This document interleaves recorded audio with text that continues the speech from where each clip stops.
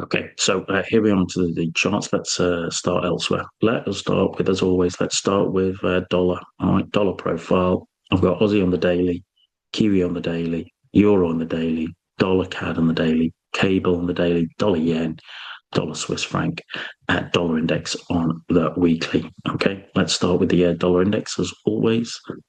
Bang. We've had that trend. I've been going on about how the 20 was acting as resistance there, dynamic resistance, see how it was holding it, bang, bang, bang, and then we flip it. Okay.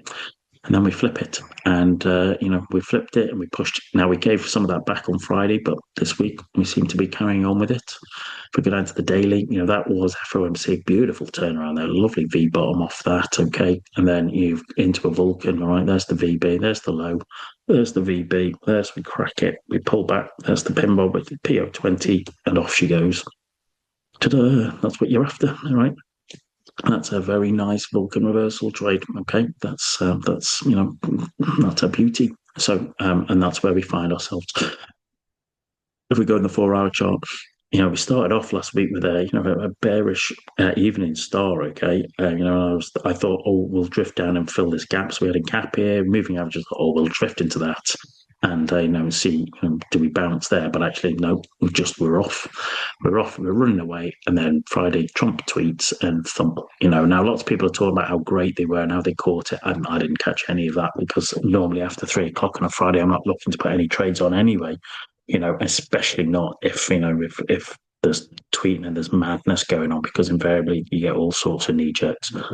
But we dropped, and then we kind of look at that. How we started this week with a nice bullish engulfing candle, key reversal candle, pin bar, and off we've gone since then. Bum, bum, bum, bum, bum. So that kind of dollar strength remains at the moment. And then you look at, well, okay, how's that affecting others? Well, if we look at Euro daily, we talked about Euro daily, it's the exact opposite. All right, okay, we have tried to break up above like 118, just not had it. We had a lovely false breakout candle here, false breakout, we rolled it. And we talked about this kind of almost, we were looking at is, was this an ascending triangle at the end of an uptrend?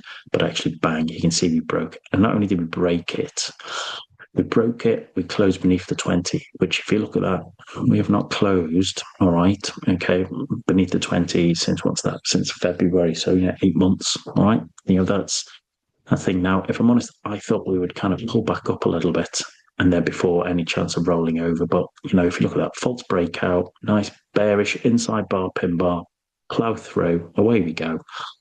In the daily chart, breaking that kind of trend line, which was as I said, the ascending trend line. This is that 18th of FOMC. We just looked at it on the dollar index, the exact opposite on the euro. Bang, there was the real VB. We cracked it. We pulled up into it. Bang, first day of the month, sell. And that once you've broken that, here you'd be a bit worried. You're thinking, oh geez, I'm getting stopped out. Clatter. All right, clatter, and that's kind of dollar strength, euro weakness at the moment. That's the name of the game. And we can see that as a cross. No surprise. Okay. Kiwi dollar. Kiwi's at the week.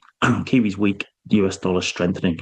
Kiwi, it's not big anyway. So, once it's on the wrong side of a trend, it's going to get hammered anyway. So, you're looking at that there. That is just basically beneath the averages. Let me just, bang.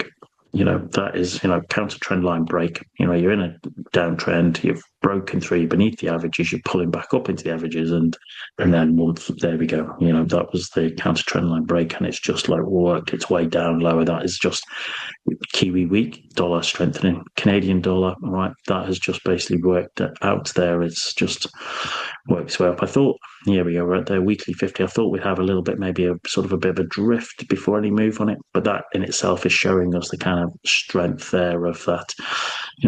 We come back to this.